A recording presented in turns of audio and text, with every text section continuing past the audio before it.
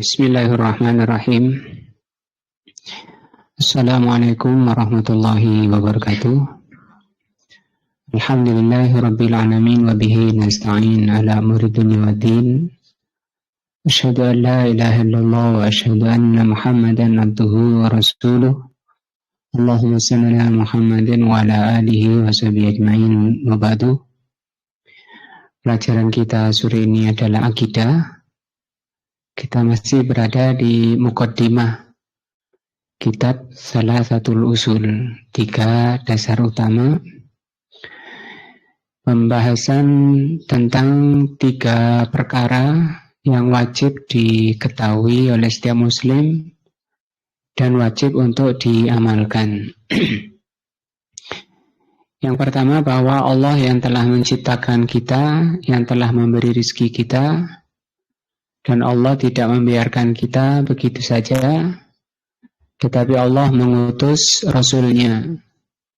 Barang siapa yang mentaati Rasul, dia masuk surga, dan yang maksiat kepada Rasul, dia masuk neraka.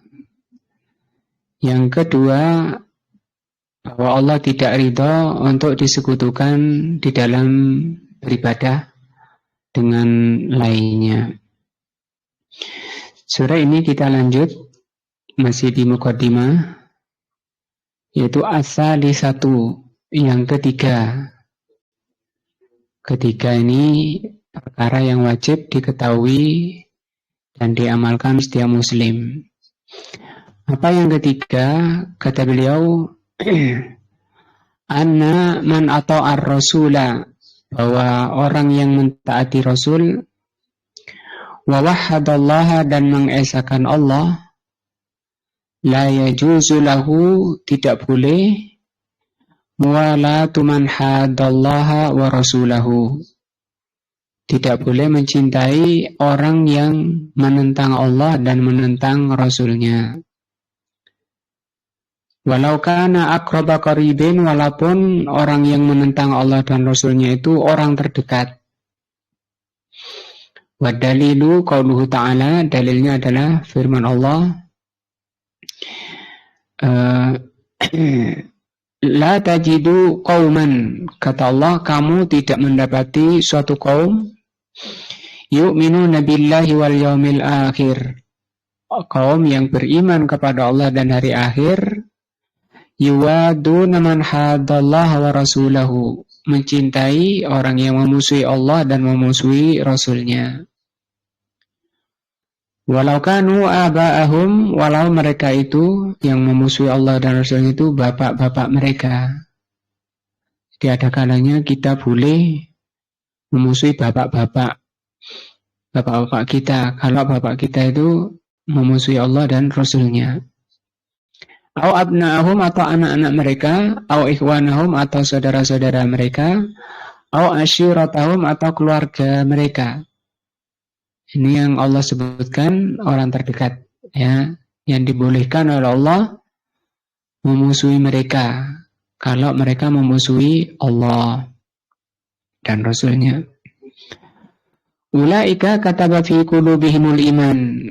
Malah dipuji ini oleh Allah bahwa mereka ini orang yang di hatinya dikuatkan imannya. Dikatakan orang beriman, padahal dia memusuhi bapaknya, memusuhi anak-anaknya, memusuhi saudaranya. Orang-orang yang memusuhi Allah dan Rasulnya itu halal dimusuhi, boleh dimusuhi, kalau mereka memusuhi Allah dan Rasulnya. Wa ayyadahum biruhim minhu, dan Allah menguatkan mereka dengan pertolongan dari Allah. Wa yudkhiluhum, dan Allah akan memasukkan mereka jannatin tajri min tahtihal anharu khalidina fiha. Mereka akan dimasukkan oleh Allah ke surga yang mengalir di bawahnya sungai-sungai. Mereka kekal di dalamnya. Radhiyallahu anhum wa radu'an, Allah meridhai mereka dan mereka ridho kepada Allah. Ulaika hizbullah, mereka itu tentak golongan Allah. Jadi ada golongan Allah, ada golongan musuh Allah. Ala inna hizballah, ketahuilah sesungguhnya golongan Allah humul muflihun, orang-orang yang beruntung. Mujadilah ayat 22. Ini kaidah bagi ahlus sunnah wal jamaah di dalam kaidah dan dalil. Di dalam kita mencintai dan membenci. Bahwa kita oleh Allah Subhanahu wa taala diberi sifat mencintai dan membenci. Kemudian oleh Allah diatur kapan mencintai yang diridhoi oleh Allah dan kapan yang dibenci oleh Allah Azza wa Jalla.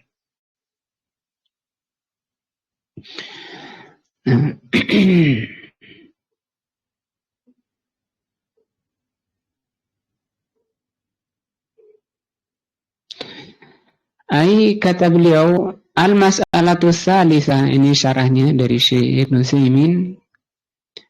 Permasalahan ketiga, mimma yajibu alaina ilmuhu. Permasalahan ketiga adalah permasalahan yang wajib kita ketahui adalah apa? Al-wala wal bara. Jadi ini prinsip Ahlus Sunnah, adanya wala dan bara.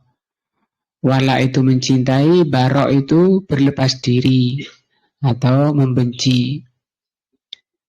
Jadi mencintai dan membenci di dalam Islam itu jelas ditunjukkan, menunjukkan bahwa Islam itu sangat sempurna. Kapan membenci yang dicintai oleh Allah, kapan mencintai yang dicintai oleh Allah. Kalau tidak tahu masalah ini, seringnya terbalik. Orang malah mencintai yang dibenci Allah dan membenci yang dicintai oleh Allah, ya. Itu kalau orang tidak mengerti tentang kaidah ini, masalah ini. Dan hampir semua kitab membahas masalah ini, dan di sini sangat singkat sekali pembahasannya. Tapi yang jelas ayat ini menerangkan tentang bagaimana seorang muslim itu mencintai dan membenci yang sesuai dengan kaidah Islam. Wal wala wal bara, kata beliau, mencinta dan berlepas diri atau membenci. Kata beliau, mencintai dan membenci itu aslun azimun. Ya, aslun azimun itu artinya dasar yang agung, dasar yang besar. Ja'at fihi an-nususul katsiratu. Telah disebutkan dalam banyak ayat tentang bagaimana orang itu membenci dan mencintai. Nah, membela dan memusuhi. Di antaranya adalah firman Allah, ya ayyuhalladzina amanu. Wahai orang-orang yang beriman, la tattakhidhu bitanatan min dunikum. Jangan kamu jadikan orang terdekat atau teman dekatmu itu orang selain kamu. La ya'lunakum khabala. Berarti coba dilihat Ali Imran 117.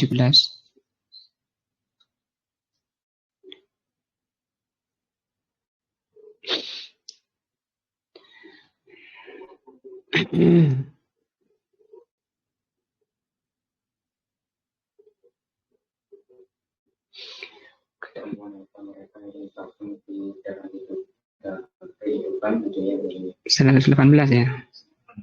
19. 18. Oleh orang-orang yang beriman. Iya. Jangan kamu mengambil teman kepercayaan dari orang-orang luar di luar kalangan agama. Mereka tidak menghentinya, mendatangkan pengurus dan perbuatan. Nah, jadi la ya'lunakum khabala. Mereka selalu berusaha untuk memurtadkan kamu. Kalau ini banyak diarahkan ke orang-orang kafir ya, orang-orang di luar. Bolehkah kita berteman dekat misalnya dengan orang kafir? Itu tidak boleh. Atau loyal atau mencintai. Nanti akan dibahas secara rinci di surat Al-Kautsar ya, di tafsir juz amma. Wa qala ta'ala, coba dilihat lagi surat Al-Maidah ayat 51. Allah berfirman, "Ya ayyuhalladzina amanu, wahai orang yang beriman, la tattahidul yahuda." Nah, ini jelas ya. Yahudi wan Nasara dan orang Nasara aulia, orang yang kamu cintai. Ba'duhum aulia ba'din, masing-masing mereka saling mencintai sesama kafir.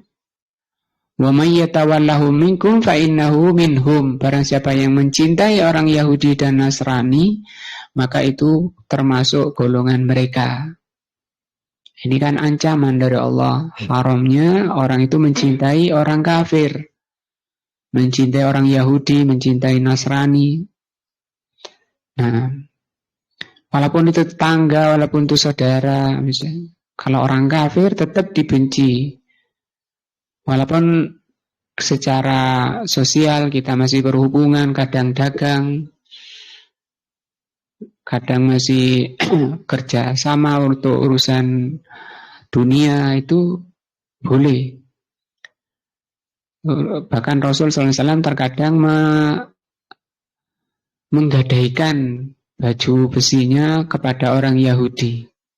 Urusan muamalah itu boleh. Tapi mencintai itu urusan lain. Urusan agama itu urusan lain. Rasulullah kan juga perang bersama mereka, memerangi mereka. Orang Yahudi dihabiskan semuanya oleh Rasul. Tapi dalam masalah muamalah dunia ya jalan.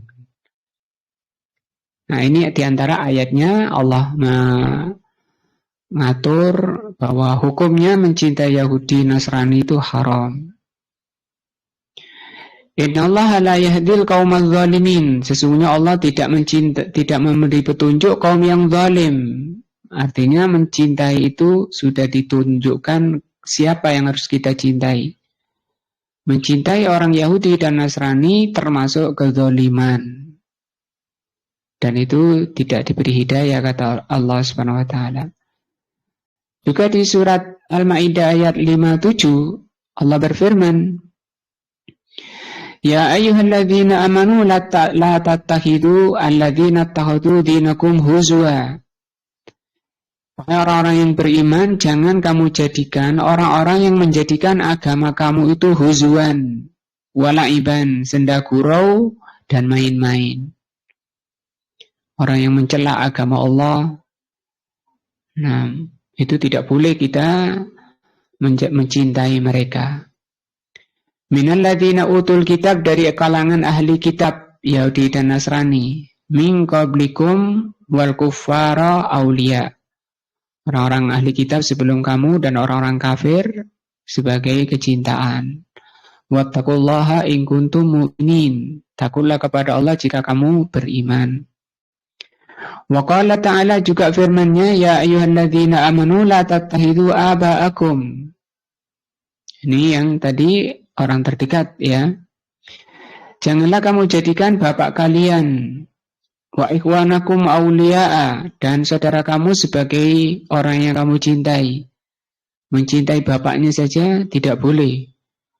Mencintai saudaranya tidak boleh.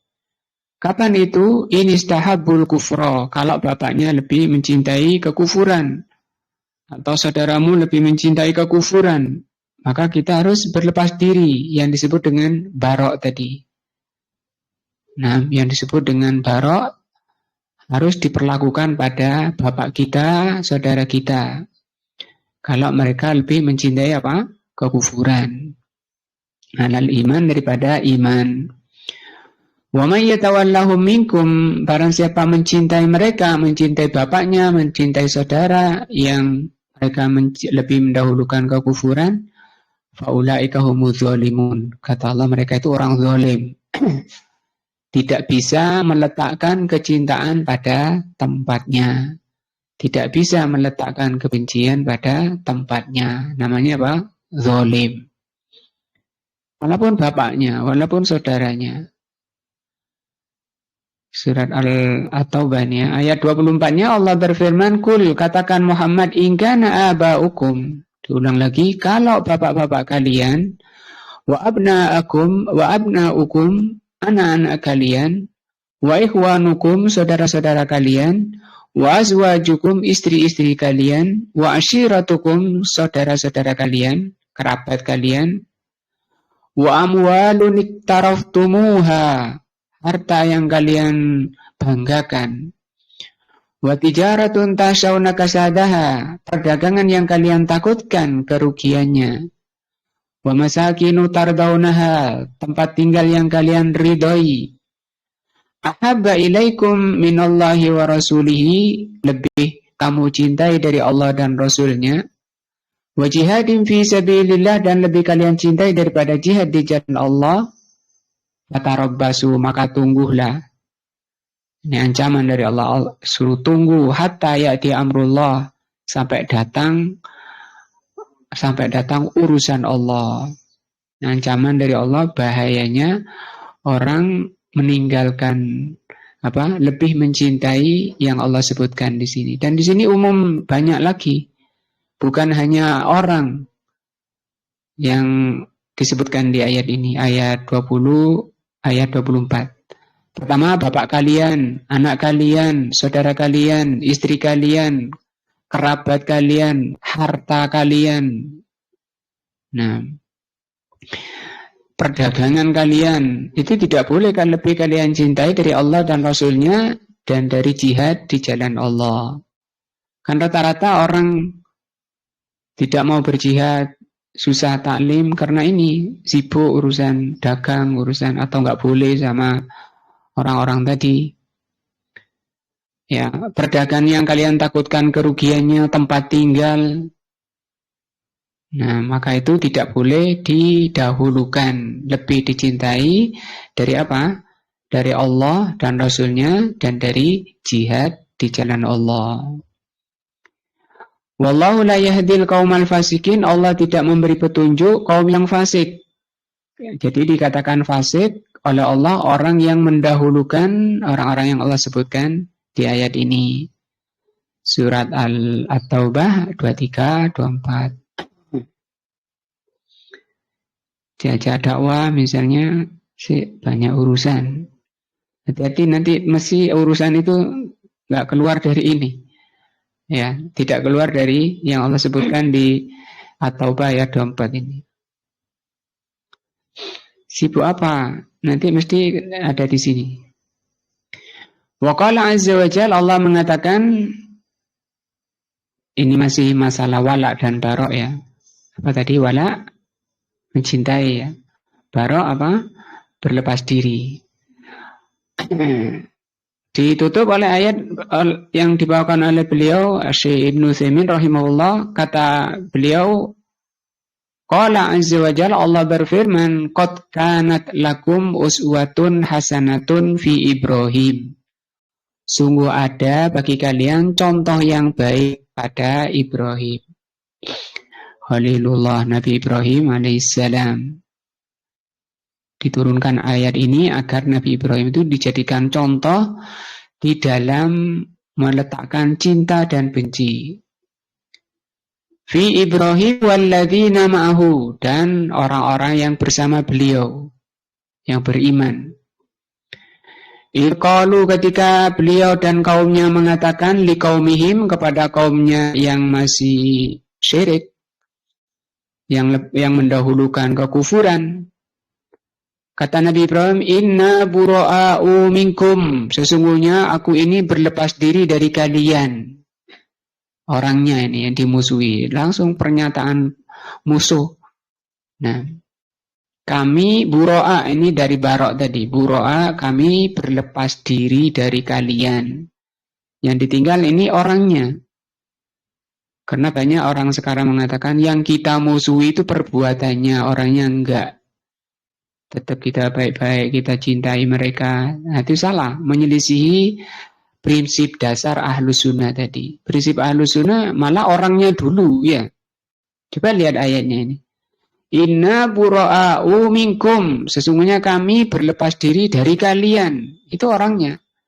Baru yang kedua, wa mimma ta'budun min dunillah, dan dari apa-apa yang kamu sembah dari selain Allah. Ini perbuatannya, ibadahnya. Jadi yang kita tinggal, yang kita barok, berlepas diri darinya, pertama apa? Orangnya. Baru perbuatannya, perbuatan-perbuatan yang menentang Allah dan Rasulnya. Masih ditegaskan oleh Nabi Ibrahim, kafarna bikum. Apa ini? Kami kufur pada kamu. Kufur ini artinya kami ingkari kamu. Wabada bainana wa bainakumul adawa. Wabada, bada artinya jelas, terang. Antara kami dan kalian itu adawah, permusuhan. Nyatakan musuh, kamu musuhku. Aku musuh sama kamu. Wal baghdha, dan kebencian.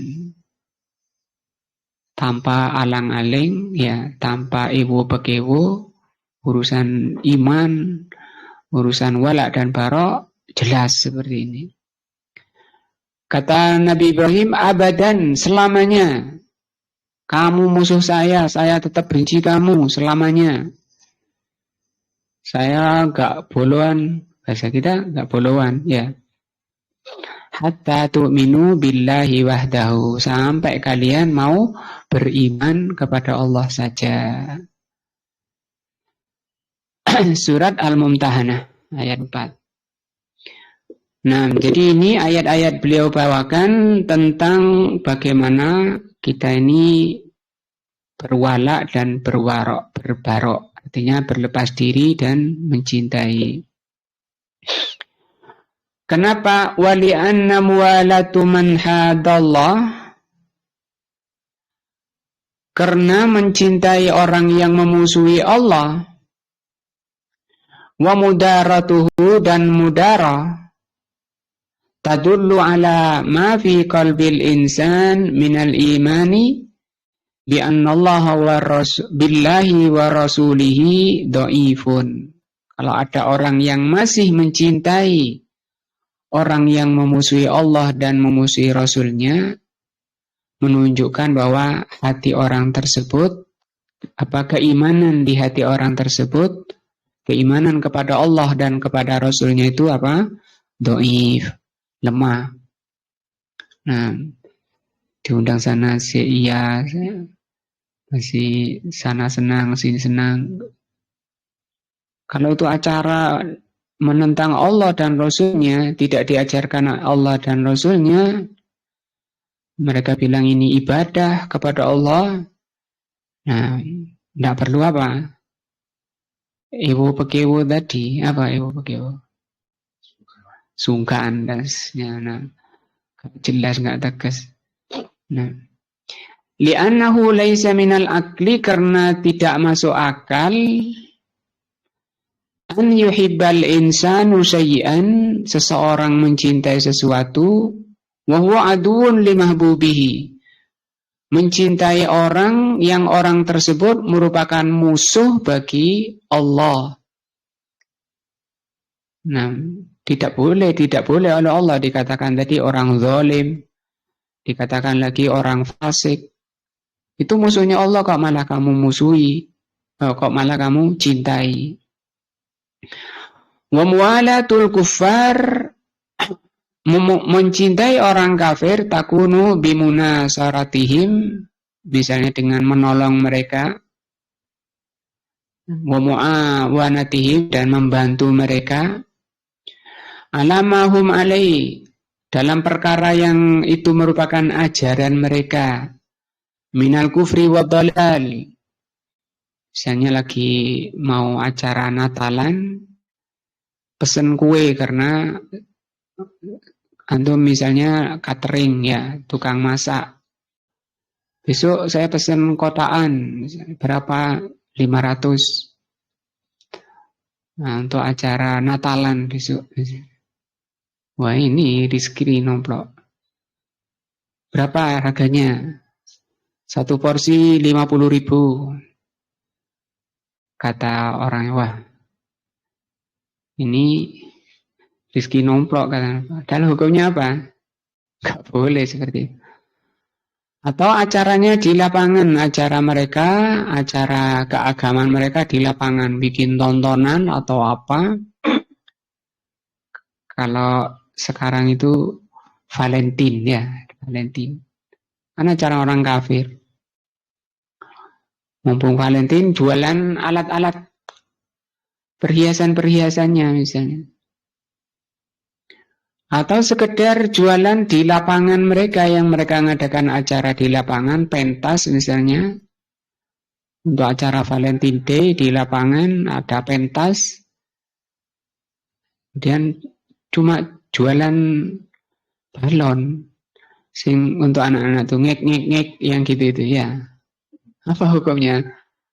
Haram, tidak boleh. Menghadiri tidak boleh. Ini termasuk meramaikan dan membantu mereka. Kalau ditanya apa hukumnya saya jualan di sana, tidak boleh, haram. Wa muwadatuhum, mencintai mereka, takunu bifi'lil asbab, dengan melakukan sebab-sebab allati takunu biha muwadatuhum.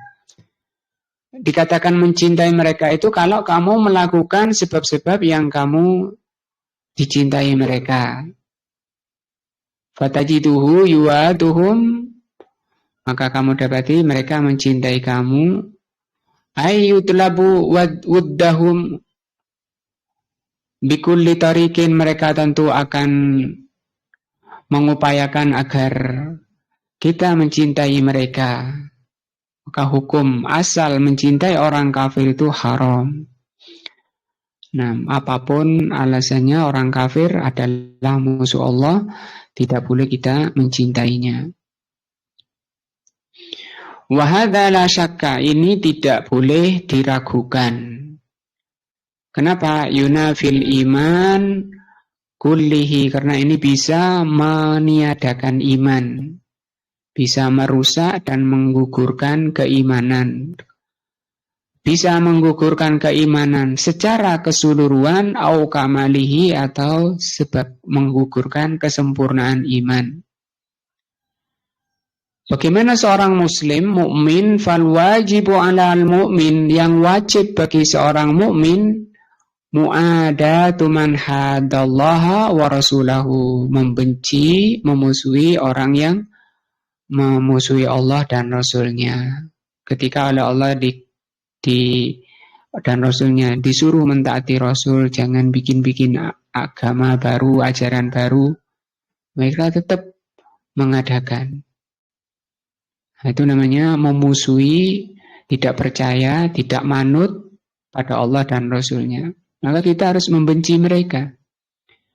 Walau kana aqrabu qaribin, walaupun mereka itu orang terdekat. Ya. Wa bughduhu, dan yang wajib adalah membenci mereka. Wal bughdu anhu, dan menjauhi mereka. Gak dikunjungi lagi, bahkan tidak diberi salam. Walakin hadza la yamna'u nasihatuhu, walaupun demikian nasihat itu tetap dilaksanakan. Tidak bisa sampai kamu mau tunduk pada Allah dan Rasulnya. Wa da'watuhu, dan tetap diajak, diseru kepada al-haq. Nah, seperti kata Nabi Ibrahim tadi ya, mulai sekarang permusuhan, benci saya kepada kamu sampai kamu beriman pada Allah dan Rasulnya. Dia akan diulang-ulang pembahasan ini, pentingnya karena ini masuk aslun azimun. I'lam arsyadakallahu arsyadakallahu, ini ya benar doma ini. Ini maf'ulnya ka-nya. Ketahuilah sesungguhnya semoga Allah membimbing kamu li ta'atihi, untuk mentaatinya. Annal hanifiyata, bahwa hanifiyah millata Ibrahim, itu ajarannya Nabi Ibrahim. Apa millah itu? Hanifiyah itu apa? Anta budallaha wahdahu, engkau beribadah kepada Allah saja.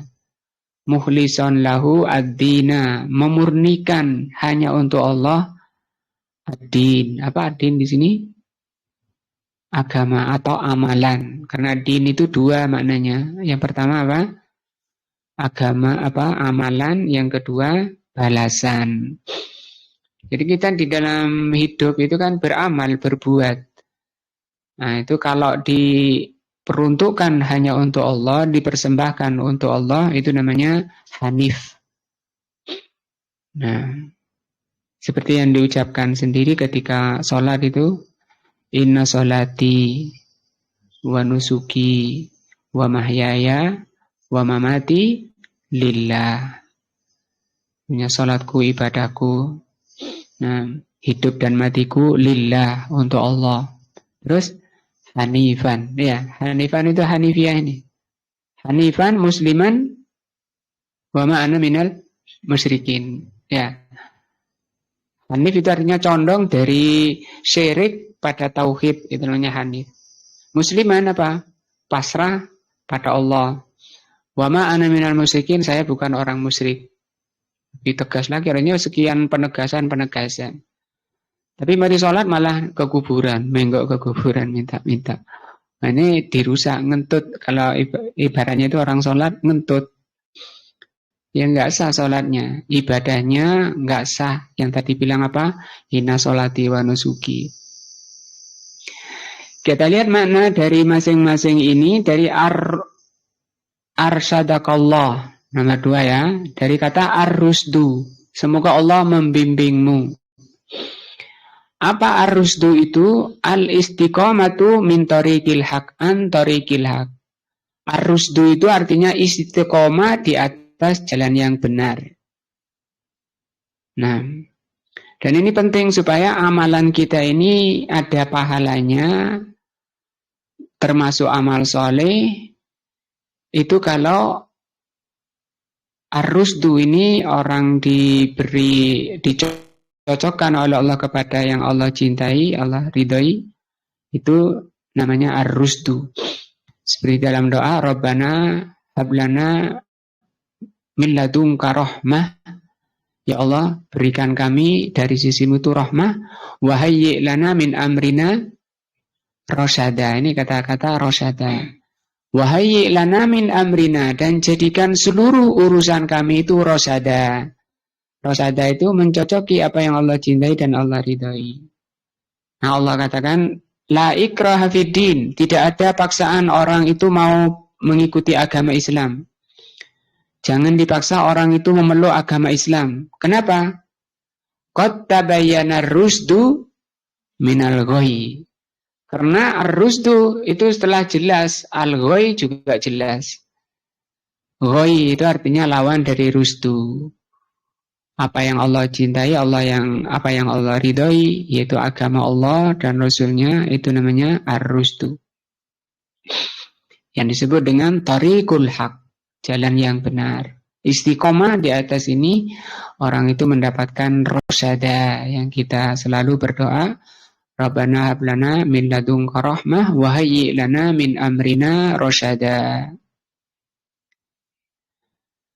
Maka di sini beliau mendoakan kita, semoga Allah memberikan kamu rasyada, bimbingan ke jalan li ta'ati, untuk mentaati Allah. Apa itu ta'at? At-ta'atu muwafaqatul muradi, mencocoki apa yang Allah kehendaki. Apa yang Allah kehendaki ya di Al-Quran dan As-Sunnah. Nah, fi'lan lil ma'muri, menjalankan apa yang Allah perintah dan Rasulnya perintah. Watarkan lil mahdur, menjauhi yang dilarang. Ini namanya ta'ah. Jadi ta'ah itu dua. Yang diperintah dikerjakan, yang diperintah dikerjakan, yang diperintah dijauhi. Al-hanifiyatu, apa itu hanifiyah? Hiya al-millatul ma'ilah anis syirki. Ajaran yang condong dari kesyirikan menuju tauhid. Al-mabniyatu alal ikhlasi lillah, ya. Jadi ajaran yang dibangun di atas keikhlasan kepada Allah, jauh dari syirik, itu namanya hanif.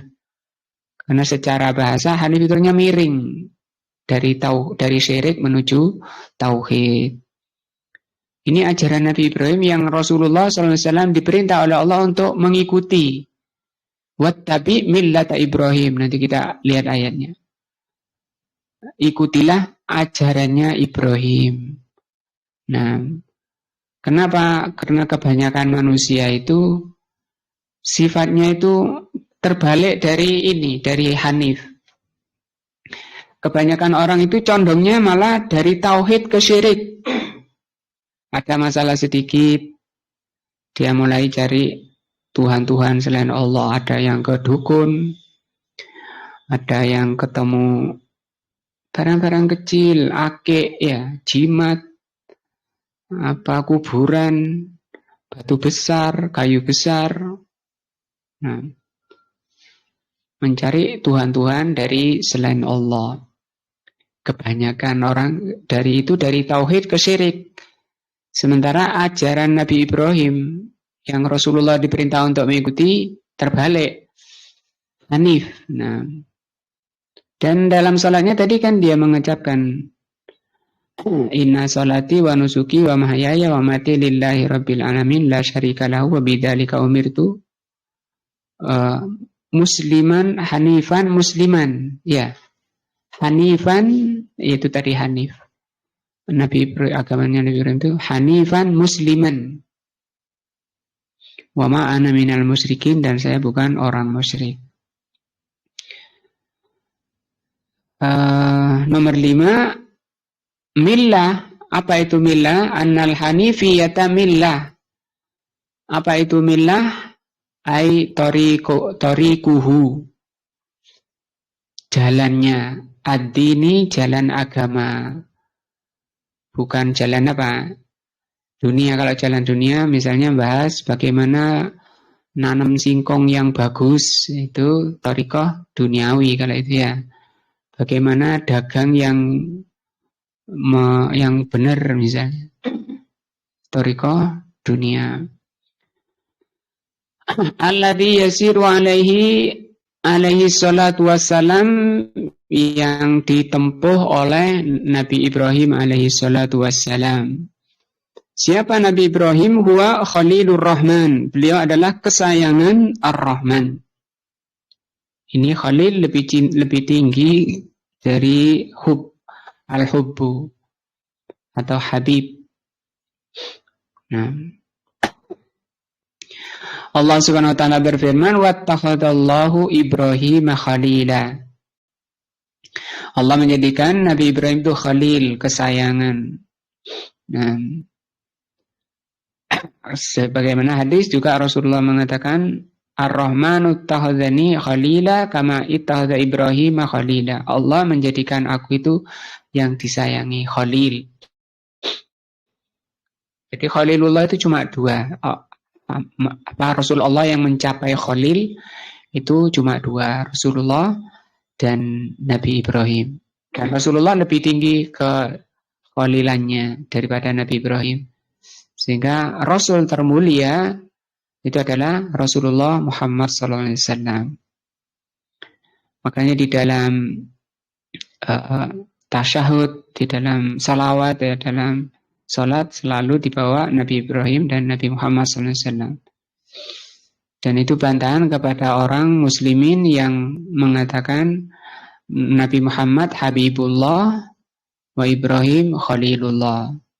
Nah, wa huwa abul anbiya, Nabi Ibrahim itu bapaknya para nabi.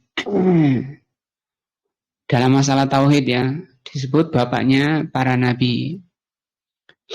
Karena bapaknya para nabi itu ya Nabi Adam, bapak yang kedua Nabi Nuh. Karena sebelum Nabi Nuh itu oleh Allah dimusnahkan semua, terutama yang enggak taat pada Nabi Nuh, tinggal keturunannya Nabi Nuh. Sehingga bapak manusia itu Nabi Adam dan Nabi Nuh. Wa huwa abul anbiya, Nabi Ibrahim itu bapaknya para nabi. Wa qad taqarrara dzalika manhajuhu fi mawadi'in katsiratin. Banyak Allah sebutkan di dalam Al-Quran tentang bagaimana prinsip Nabi Ibrahim di dalam beragama. Di antaranya ayat tadi ya. ketegasannya, kejelasannya, sikapnya terhadap orang-orang yang memusuhi Allah dan Rasul-Nya. Kenapa sampai banyak Allah banyak menyebutkan di dalam Al-Quran, kata beliau, lil iktida'i bihi, agar Nabi Ibrahim itu diteladani. Nah, tidak ewo-pekewo dengan orang-orang yang memusuhi Allah dan Rasul-Nya. Paham ya? Jadi di sini contoh. Kalau ini sudah masalah Nabi Ibrahim agar kita mengikuti beliau. Qauluhu an ta'budallaha hanifiyah itu atau ikhlas tadi, engkau beribadah kepada Allah. Nah, hanifiyah itu engkau beribadah kepada Allah saja. Sehingga di sini disebut khobar dari mubtada'nya itu jadi khobar inna ya, dari annal hanifiyah. Kemudian beliau akan bahas tentang ibadah. Apa itu ibadah? Hanifiyah itu engkau beribadah kepada Allah. Apa itu ibadah? Wal ibadatu bimafhumiha al-am. Ibadah kalau makna umum. Jadi ibadah itu maknanya ada yang umum, ada yang khos. Kalau makna umum, ibadah itu adalah at-tadallul, merendah atau pasrah lillahi kepada Allah, merendah kepada Allah. Tapi ini mahabbatan, merendahnya dengan penuh kecintaan. Wa ta'ziman, dan pengagungan. Ini selalu diikutkan dua ini, karena ini harus menjadi sifat dari setiap ibadah.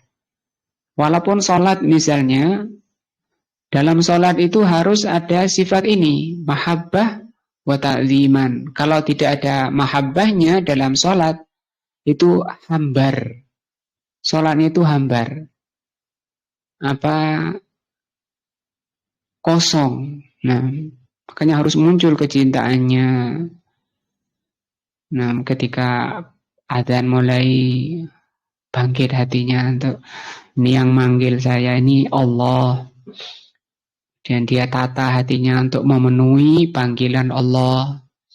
Dia bersihkan, dia sucikan dirinya dengan wudhu. Ketika wudhunya pun dihusuk, rata-rata orang dahulu nangis ketika berwudhu. Kenapa ini tadi? Karena bisa atau mampu menghadirkan ruh daripada ibadah tersebut. Apa ruhnya ini? Mahabbah wa ta'ziman. Kalau kecintaan ini karena Allah yang telah banyak mengaruniakan segala kenikmatan pada diri kita yang kita tidak mampu menghitungnya. Sehingga kita cinta pada Allah, kita diberi kesehatan, diberi penglihatan, diberi kekuatan, bisa berdiri, bisa jalan ke kamar mandi, bisa wudhu. Ini karunia, kenikmatan. Tapi hati-hati, Allah itu juga maha dahsyat, maha keras siksanya bagi orang yang durhaka pada Allah. Ini ta'zim. Nah, maka dua ini. Mahabbah karena kenikmatan, ta'zim karena maha besarnya Allah, maha agungnya Allah. Yang disebut aziz, Allah itu aziz, tapi Allah itu hakim. Nah, bifi'li awamirihi, dengan cara menjalani perintahnya, tunduk kepada Allah dengan sifat cinta dan pengagungan ketika menjalankan perintah-perintah Allah. Tadi sholat, ketika sholatnya penuh kecintaan. Kalau cinta penuh dengan kecintaan ketika sholat dan cinta pada sholat, orang itu tidak keburu pergi. Karena yang dicintai sholat, apalagi sholat itu sedang bermunajat dengan Allah, sedang berlepas diri dengan dunia luar sholat. Dia sedang munajat. Munajat itu bincang-bincang dengan Allah. Artinya bukan dengan suara keras. Berzikir, bertasbih, berdoa, berzikir, bertasbih, berdoa. Tahmid itu isinya. Langsung kepada Allah SWT. Dan Allah melihat sampai orang itu menoleh. Nah, dari sholatnya. Nah, kenapa orang kok habis salam kok keburu berdiri? Karena tarikan di luar sholat itu tinggi. Berarti dia itu ada yang sangat dicintai di luar sholat, yang menarik dia untuk segera bangun sehingga zikirnya itu nggak bisa sempurna. Baca subhanallah, subhanallah saja nggak sempurna. Subhanallah, subhanallah, subhanallah nggak. Alhamdulillah, alhamdulillah, lokbar, lokbar, lokbar, nggak jelas. Padahal itu pahala besar, keutamaan besar. Barang siapa membaca itu 33 kali, 6, tasbih 33 kali, tahmid 33 kali, takbir 33 kali, ditutup dengan tahlil, Allah akan hapus seluruh dosa-dosanya walaupun sebanyak buih di laut. Kalau itu yang diharapkan dengan penuh kecintaan, penuh harap kepada Allah, kan tidak akan keburu bangun ya. Karena ada masalah besar, ada kepentingan yang sangat besar. Kok kamu keburu bangun mau kemana? Salah macul, salah ngeroges misalnya. Urusannya pertanian, urusannya peternakan.